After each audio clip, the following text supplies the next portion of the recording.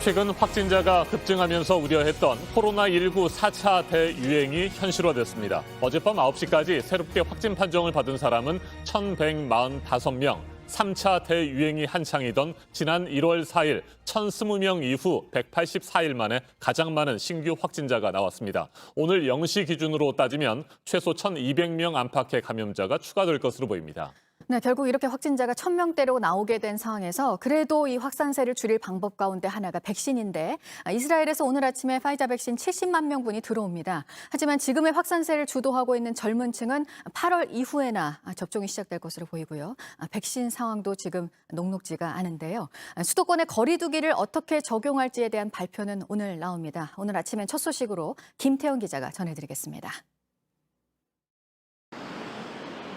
서울 현대백화점 무역센터점에서 발생한 코로나19 집단 감염 확진자 수는 총 47명으로 늘었습니다. 지난 4일 백화점 직원 2명이 처음 확진 판정을 받은 뒤 어제 하루에만 33명이 추가로 감염됐습니다. 현대백화점 측은 오늘부터 이틀간 무역센터점 문을 닫고 전 직원에게 코로나19 검사를 받도록 했습니다. 중앙재난안전대책본부는 불특정 다수가 방문한 만큼 6월 26일부터 7월 6일까지 무역센터점 방문자는 모두 코로나19 검사를 받아달라는 내용의 긴급 재난 문자를 발송했습니다. 수도권을 중심으로 확진자 수가 급증하고 있습니다. 어젯밤 9시 기준 신규 확진자 수는 총 1,145명입니다. 지역별로는 서울 568명, 경기 350명, 인천 57명 등 수도권에 975명, 85.2%가 집중됐습니다.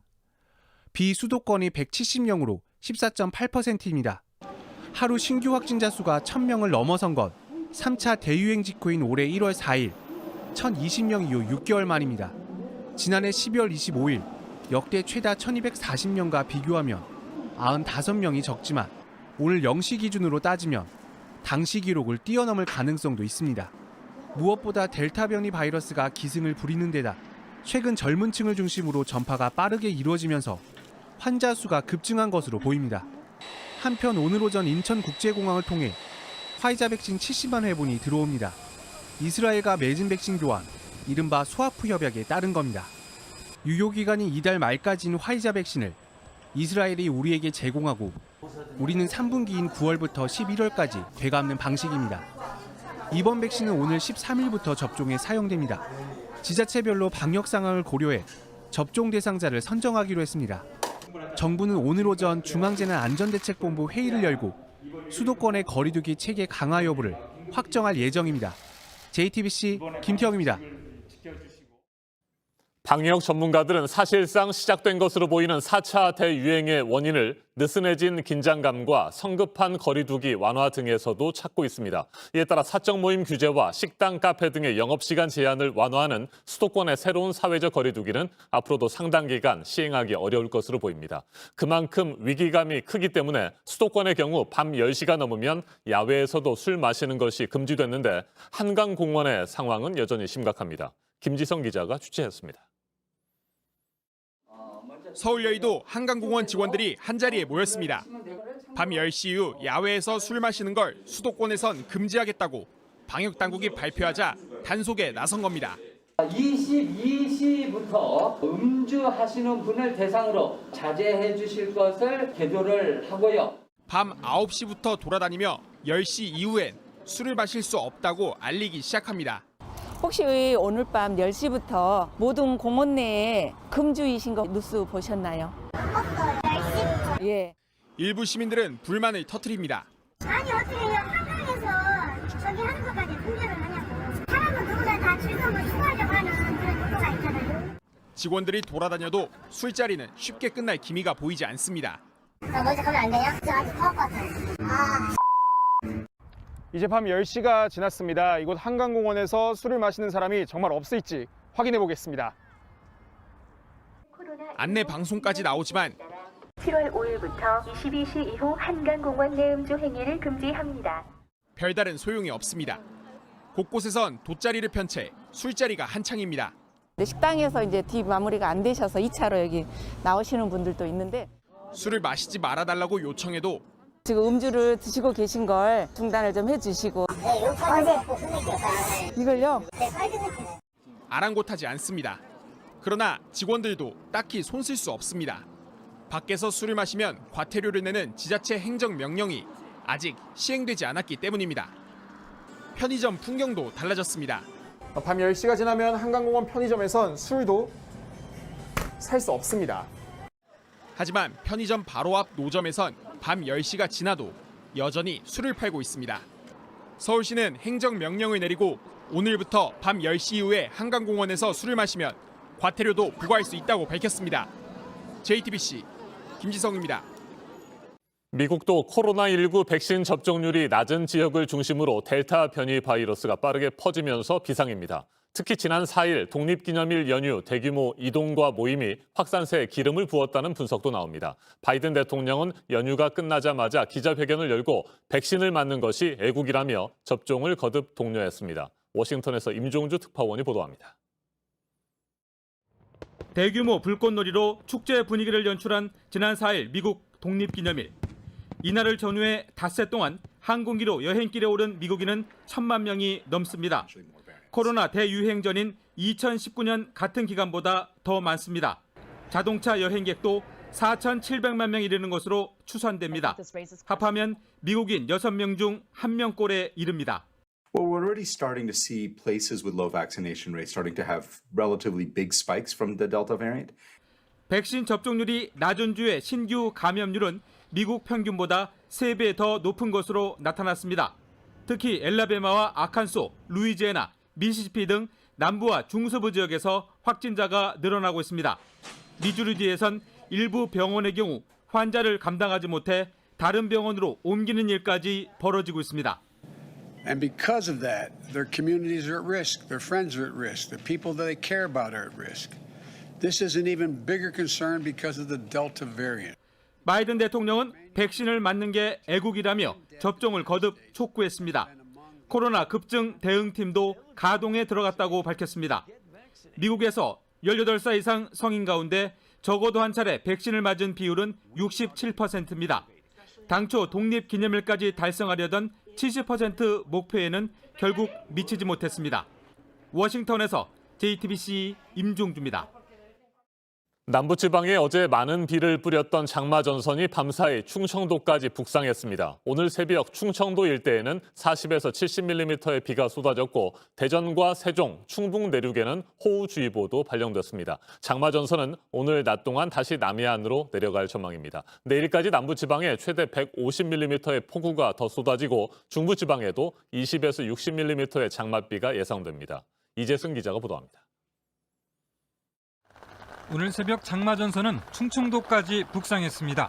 주로 경기 남부와 충청도를 중심으로 강한 비가 쏟아졌고 서울에서도 약하게 빗방울이 떨어졌습니다.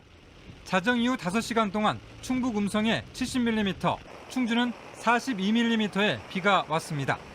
장마전선은 오늘 오후엔 다시 남해안으로 내려갈 전망입니다. 북태평양 고기압이 북쪽으로 크게 확장하지 못하면서 장마전선도 주로 남부지방에서 위아래로 움직이고 있습니다. 이 때문에 어제 하루 전라도를 중심으로 시간당 70mm가 넘는 장대비가 쏟아졌습니다. 전남 남해안에선 500mm가 넘는 기록적인 비로 지금까지 2명이 숨지고 농경지 7,500헥타르가 물에 잠겼습니다. 전북 익산에선 재래시장과 주변 상가 200곳이 침수 피해를 입었습니다. 커다란 갑판대가 맥없이 떠내려가고 사방이 계곡처럼 변했습니다. 남부지방에는 내일까지 최대 150mm의 폭우가 더 쏟아지겠습니다. 충청도엔 50에서 100mm, 서울, 경기와 강원도는 20에서 60mm의 비가 내리겠습니다. 기상청은 오늘 오전까지는 충청권과 남부지방, 오후에는 남해안을 중심으로 돌풍과 천둥, 번개를 동반한 매우 강한 비가 내릴 것으로 전망했습니다. 장마전선은 모레 금요일 오후에 남해상으로 물러나겠고 주말과 휴일에는 장마가 소강 상태를 보이겠습니다. JTBC 이재승입니다. 전남 광양에서는 어제 폭우로 산사태가 발생했습니다. 흙더미가 주택과 창고를 덮쳐 80대 여성이 매몰됐는데 결국 목숨을 잃었습니다. 토사가 쏟아져 내린 곳에서는 2년 전부터 주택공사가 진행됐습니다. 주민들은 그동안 여러 차례 위험을 알렸지만 제대로 조치가 이루어지지 않았다고 주장하고 있습니다. 정지명 기자입니다. 집이 있던 자리에 온통 흙더미와 바위덩이가 쌓였습니다. 밤나무가 무성했던 자리는 온데간데 없고 맨 땅을 드러냈습니다. 전남 광양 탄치마을에 산사태가 발생한 건 어제 아침 6시쯤입니다. 밤새 내린 폭우로 발생한 산사태는 보시는 것처럼 주택과 창고 등 5채를 덮쳐 마을을 폐허로 만들었습니다. 우르릉 소리도 없이 그냥 꽝 한 번으로 딱 말아버렸어. 난하고는 그렇게 큰 소리 처음 들어봤어. 주택 중 한 곳에서는 82살 A씨가 흙더미에 갇혔습니다. 다른 주택에는 4명이 살고 있었지만 1명은 집에 없었고 다른 3명은 산사태 직전에 대피했습니다. 소방 구조대는 빗속에서 구조 작업을 벌인 끝에 9시간 만에 A씨를 찾았습니다. A씨는 곧바로 병원으로 옮겨졌지만 끝내 숨졌습니다. 산사태 직전 집 밖으로 나왔다가 흙더미에 휩쓸린 것으로 보입니다. 2시 50분경에 대문에서 약 한 5m 위쪽으로 가시다가 흙더미 묻혀 계신 것을 발견했습니다. 주민들은 흙더미가 쏟아져 내린 곳에서 2년 전부터 진행 중인 주택 공사를 문제 삼았습니다. 평소에도 비가 오면 토사가 흘러내리고 돌이 굴러왔다는 겁니다. 주민들의 민원에 석축을 쌓았지만 배수로는 설치하지 않은 것으로 확인됐습니다. 지금 땅을 지발을 파가지고 돌을 메꿔가지고 물이 스며들어가지고 약하니까 지면 약한 들은 밀고 나올 수밖에 없어요. 그 배수로가랑도 없고 뒤에 하는 것이. 경찰은 공사업자의 과실과 광양시의 인허가에 문제가 없었는지를 수사 중입니다. JTBC 정진명입니다. 지역을 찾아서 민심을 듣는 일정을 시작한 야권의 대권주자 윤석열 전 검찰총장이 이번 정부의 탈원전 정책에 대해서 비판을 이어갔습니다. 자신에 대한 의혹과 민감한 이슈들에 대해서는 답변을 피했습니다. 윤 전 총장은 오늘은 국민의당 안철수 대표와 만나는데요. 야권 통합 관련 얘기가 오갈 것으로 보입니다. 김태영 기자입니다. 윤석열 전 총장이 민심 청취의 첫 행선지로 대전을 택했습니다. 재래시장을 돌며 어묵이나 먹는 기존 정치는 답습하지 않겠다고 밝힌 뒤 일정을 조율해온 걸로 보입니다. 실제로 윤 전 총장은 대전 현충원과 카이스트를 차례로 찾았습니다. 현충원에선 천안함 희생 장병 등이 잠든 묘역을 찾았고 카이스트에선 원자력 전공자들을 만났습니다. 특히 카이스트에선 현 정부에서 추진한 탈원전 정책에 대한 비판과 청년 정책에 대한 불만을 강조했습니다. 저희들의 꿈은 일종의 적폐, 그리고 정치적인 그런 부분에 호도되어서 꿈이 매몰되는 그런 경험을 했습니다. 정부의 탈원전 정책 때문에 같이 공부하던 우수 재원들도 많이 이탈을 하고 방황하고 혼란을 겪고 있는 우리 청년 연구자들의 이야기들을 좀 많이 들었습니다. 방문지 선정에서부터 이곳에서 발표하는 메시지에 이르기까지 문재인 정부와 각을 세우겠다는 적극적인 의지를 담은 셈입니다. 다만 윤 전 총장은 나머지 민감한 이슈에 대해선 답변을 피했습니다. 이철희 주석이 대통령 끌어들여서 정치적 이익 도모하지 말라고 이렇게 오늘 아침에 라디오에서 얘기했는데요. 거기에 대해서 입장 한 말씀 부탁드리겠습니다. 별 입장 없습니다. 여권에서 출세 자체가 불공정이라는 말도 했는데요. 이에 대해서도 좀 입장 있으실까요? 입장 없습니다. 여야 모두에서 논란이 된 부인 김건희 씨의 인터뷰와 관련해서도 하고 싶은 얘기를 했다고 생각한다는 수준의 원론적인 입장만 밝혔습니다. 이런 가운데 윤 전 총장은 오늘 국민의당 안철수 대표와 따로 만납니다.